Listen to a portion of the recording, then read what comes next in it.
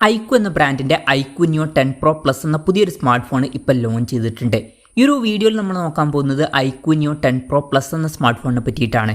പിന്നെ വീഡിയോ തുടങ്ങുന്നതിന് മുമ്പ് പറയാനുള്ളൊരു കാര്യം എന്താ വെച്ചാൽ, ഇതുപോലെ നിങ്ങളുടെ സ്വന്തം ഫോട്ടോ അല്ലെങ്കിൽ നിങ്ങൾക്ക് ഇഷ്ടപ്പെട്ട ഡിസൈൻ പ്രിന്റ് ചെയ്തിട്ടുള്ള മൊബൈൽ കേസുകൾ അഫോർഡബിൾ ആയിട്ടുള്ള പ്രൈസ് റേഞ്ചിൽ വേണം എന്നുണ്ടെങ്കിൽ ഇവിടെ ഒരു വാട്സപ്പ് നമ്പർ കൊടുക്കുന്നുണ്ട്. താഴെ ഡിസ്ക്രിപ്ഷനിലും കമൻറ്റ് ബോക്സിലും ആ ഒരു വാട്സപ്പ് നമ്പർ കാണാം, നിങ്ങൾക്ക് കോൺടാക്ട് ചെയ്യാവുന്നതാണ്. ആദ്യം നമ്മൾ ഫീച്ചേഴ്സും കാര്യങ്ങളൊക്കെ നോക്കുകയാണെന്നുണ്ടെങ്കിൽ ഐക്യു നിയോ 10 Pro Plusൽ 6.82 ഇഞ്ചിൻ്റെ ഡിസ്പ്ലേ ആണ് വരുന്നത്. പിന്നെ ഇതിൽ 2K റെസൊല്യൂഷനൊക്കെ വരുന്നുണ്ട്. ഈ ഒരു സ്മാർട്ട് ഫോൺ ഏകദേശം 35,500 രൂപ പ്രൈസ് റേഞ്ചിലായിട്ടാണ് വരുന്നത്. ആ ഒരു പ്രൈസ് റേഞ്ചിൽ തന്നെ 2K റെസൊല്യൂഷൻ വരുന്നു എന്നുള്ളത് നല്ലൊരു കാര്യമാണ്. പിന്നെ അമോലെഡ് ഡിസ്പ്ലേ ആണ് ഇതിൽ കൊടുത്തിരിക്കുന്നത്. LTPO എന്നുള്ള ഫീച്ചർ ഇതിൽ സപ്പോർട്ട് ചെയ്യുന്നുണ്ട്. അതായത് റിഫ്രഷ് റേറ്റ് 1 ഹെർട്സിൻ്റെയും 144 ഹെർട്സിൻ്റെയും ഇടയിലായിട്ട് അഡ്ജസ്റ്റ് ചെയ്യാൻ കഴിയുന്നതായിരിക്കും. ഇതിൽ മാക്സിമം 144 ഹെർട്സിൻ്റെ റിഫ്രഷ് റേറ്റ് ആണ് സപ്പോർട്ട് ചെയ്യുന്നത്.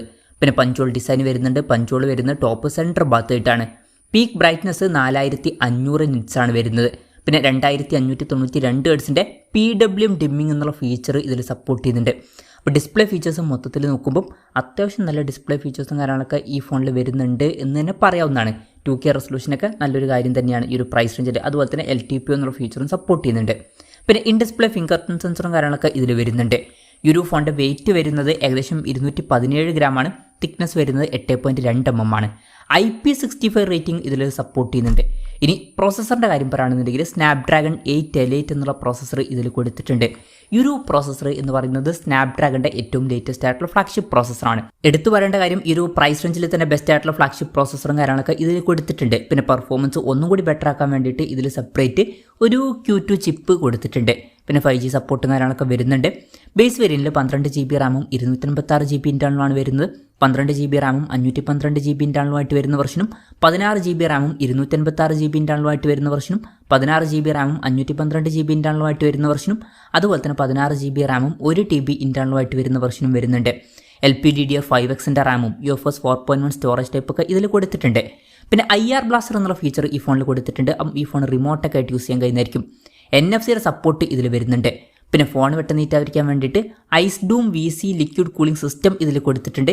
7000 mm² ഒക്കെയാണ് ഏരിയ വരുന്നത്. പിന്നെ X-ആക്സിസ് ലീനിയർ മോട്ടർ ഇതിൽ കൊടുത്തിട്ടുണ്ട്, നല്ല വൈബ്രേഷൻ എഫക്റ്റിന് വേണ്ടിയിട്ട്. സ്റ്റീരിയോ സ്പീക്കേഴ്സ് ഈ ഫോണിൽ വരുന്നുണ്ട്. Android 15 ബേസ് ആയിട്ടുള്ള സോഫ്റ്റ്വെയർ ആണ് ഇതിൽ വരുന്നത്. ക്യാമറയുടെ കാര്യം പറയുകയാണെന്നുണ്ടെങ്കിൽ ഫോണിൻ്റെ പിന്നിൽ ഡ്യുവൽ ക്യാമറ സെറ്റപ്പ് കൊടുത്തിട്ടുണ്ട്. 50 മെഗാപിക്സലിൻ്റെ f1.88 അപ്പേഴ്സിൽ വരുന്ന മെയിൻ ക്യാമറ സെൻസറാണ് ഈ ഫോണിൽ വരുന്നത്. ഇതിൽ വോയിസിൻ്റെ സപ്പോർട്ട് വരുന്നുണ്ട്. പിന്നെ 8 മെഗാപിക്സലിൻ്റെ f2.2 അപ്പേഴ്സിൽ വരുന്ന അൾട്രാ വൈഡ് ആംഗിൾ ലെൻസും കൊടുത്തിട്ടുണ്ട്. അപ്പം ഇതിൽ ടെലിഫോട്ടോ ലെൻസ് ഒന്നും വരുന്നില്ല. അപ്പം ഫ്ലാഗ്ഷിപ്പ് പ്രോസസ്സർ വരുന്നുണ്ട് എന്ന് വെച്ചിട്ട് ക്യാമറ ഫോക്കസ്ഡ് ആയിട്ടുള്ള ഒരു ഫോണല്ല. മെയിൻ ഫോക്കസ് പെർഫോമൻസും ഗെയിമിങ്ങും കാര്യങ്ങളൊക്കെ തന്നെയാണ്. ക്യാമറ അത്ര ഫോക്കസിൽ വരുന്ന ഒരു കാര്യമേ അല്ല. പിന്നെ ഫ്രണ്ടിൽ 16 മെഗാപിക്സലിൻ്റെ f2.45 അപ്പേഴ്സിൽ വരുന്ന സെൽഫി ക്യാമറ ആണ് വരുന്നത്. അപ്പോൾ തരക്കേടില്ലാത്തൊരു ക്യാമറ സ്പെസിഫിക്കേഷൻ എന്നേ പറയാൻ പറ്റുള്ളൂ, അത്ര മികച്ചത് എന്ന് പറയാൻ പറ്റില്ല. ബാറ്ററിയുടെ കാര്യത്തിൽ വളരെ കൂടിയ 8800 mAhൻ്റെ ബാറ്ററി ഇതിൽ വരുന്നുണ്ട്. അപ്പോൾ നല്ലൊരു ബാറ്ററി കപ്പാസിറ്റി കൊടുത്തിട്ടുണ്ട്. 120 വാട്ടിൻ്റെ ഫാസ്റ്റ് ചാർജ് സപ്പോർട്ടും വരുന്നുണ്ട്. അപ്പോൾ നല്ലൊരു ചാർജിങ് സ്പീഡും വരുന്നുണ്ട്. Type-C ചാർജിംഗ് പോർട്ടുമായിട്ടാണ് ഈ ഒരു സ്മാർട്ട് ഫോൺ വരുന്നത്. അപ്പോൾ മികച്ചൊരു ബാറ്ററി സെറ്റപ്പ് ഇതിൽ വരുന്നുണ്ട് എന്ന് പറയാവുന്നതാണ്. അപ്പം ഇതൊക്കെയാണ് മൊത്തത്തിൽ ഫീച്ചേഴ്സിനെ പറ്റി പറയാനുള്ള കാര്യങ്ങൾ. പിന്നെ ഈ ഒരു സ്മാർട്ട് ഫോൺ ഇപ്പം ഇന്ത്യൻ മാർക്കറ്റിൽ ലോഞ്ച് ചെയ്തിട്ടില്ല.